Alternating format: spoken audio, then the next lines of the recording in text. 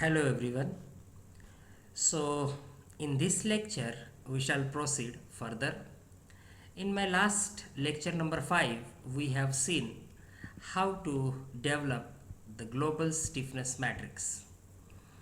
And in lecture number 5, this was our global stiffness matrix. We have taken EI common outside the matrix. So, after global stiffness matrix,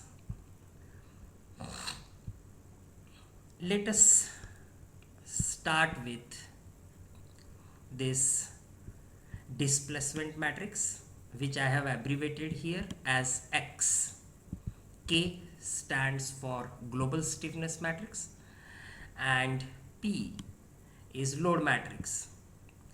So first of all, this global stiffness matrix is with us. How to develop this load matrix? So for this, see, in my first lecture, you have seen this. These were our fixed end moments at support A, and this is the span AB. So 72 kilonewton meter was the fixed end moment. So because of the loads, this beam will sag and sagging moments will be developed. So you can abbreviate it by negative sign or positive sign. We will discuss whenever we will plot bending moment diagram. But usually I denote sagging moments as positive. So because of the loads, sagging moments will develop and supports will resist those moments, and these supports will offer hogging moments, which I usually abbreviate it by negative sign. So at support A, this is the fixed end moment, 72 kilonewton meter. I have given minus 72, anti-clockwise negative, clockwise positive. I am using this. So here in load matrix, see this, at support A, this is plus 72, right? This is the load matrix. So supports will offer resistance, so resistive moment to the fixed end moments will be plus 72. Then let us switch over to the support B. See here at support B, this fixed end moment, which I have numbered as 2, is 72, and the fixed end moment which I have numbered as 3 is minus 312. So sum up these two values, 72 minus 312, you will get minus 240, right? So this is the load matrix, resistive moments I am considering, so it is plus 240. Then the third one at support C. See here at support C, fixed end moments which I have numbered as 4 and 5, the values are 312 and minus 64. You sum up these two, you will get something plus value. So in load vector, it is minus 248.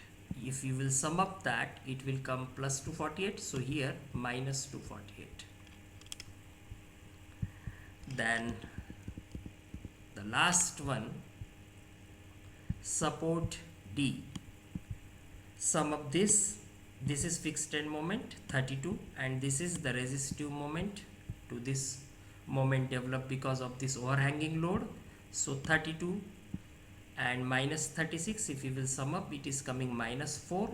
So in load matrix, you have to write plus 4. In this way, load matrix is developed. Now it is very simple. Always you see, stiffness is load per unit displacement. Either you abbreviate displacement by delta or x. In short, when you will multiply stiffness with displacement, you will get load, or stiffness matrix, which is here the global stiffness matrix, and if you will multiply it by the displacement matrix, you will get the load matrix. So Kx is equal to P. Now obviously x will be equal to K inverse P. K inverse means inverse of global stiffness matrix. This is your global stiffness matrix. So you have to take inverse of this matrix. Obviously, when you will take inverse of the matrix, EI, which we have taken common, will be 1 by EI. So inverse of the matrix, global stiffness matrix, multiplied by this load matrix, you will get displacement matrix as X, and 1 by EI is outside the matrix. So in this way you have determined the displacement matrix. So after determining the displacement matrix, the final step is F equal to F0 plus SAT X. Don't get confused here. F doesn't stand for force, but it is moment because of force. So this F matrix will give you the final moments. F0 stands for the fixed end moments. Again, let us see here. Fixed end moments minus 72 plus 72 minus 312 plus 312 minus 64 and plus 32. So these are the 6 fixed end moments. So simply you have to write here minus 72 plus 72 minus 312 plus 312 minus 64 and plus 32. So these are the fixed end moments plus SAT matrix. In my previous lecture number 5, you have seen how to determine the transpose of the static matrix, and then after multiplication with the stiffness matrix you will get SAT matrix. Displacement matrix X just now you have calculated. So this is your displacement matrix. 1 by EI has been taken common outside. So this is fixed end moment. This is SATX. When you will sum up, you will get the final moments. So here I have mentioned this is your F0. These are the fixed end moments, and this is SATX. So at last you will get, when you will sum up this, these are your final moments. So remember one thing, in this way you have obtained the final moments. How to plot the bending moment diagram I shall discuss in my next video lecture. Here remember one thing, that when you are multiplying SAT with X, right, and here X matrix 1 by EI has been taken common. So in X matrix you have taken 1 by EI common, right, and in stiffness matrix, if you will refer my previous lectures, we have taken EI common. So this EI will get cancelled and you will get final moments. So in this way you have obtained the final moments. So I shall discuss how to plot the bending moment diagram in my next lecture.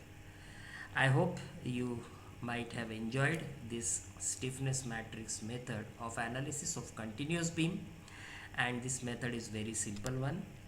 At last I will recollect the concepts that first of all you have calculated static matrix, then you have developed stiffness matrix, then S multiplied by 80. 80 stands for transpose of this static matrix, S stands for stiffness matrix. When you have multiplied static matrix with SAT matrix, you have got global matrix, global stiffness matrix. After getting global stiffness matrix, Kx equal to P. P stands for load matrix. So X equal to K inverse P. You have obtained X matrix. After getting this displacement matrix, the last step is F equal to F0 plus SATX.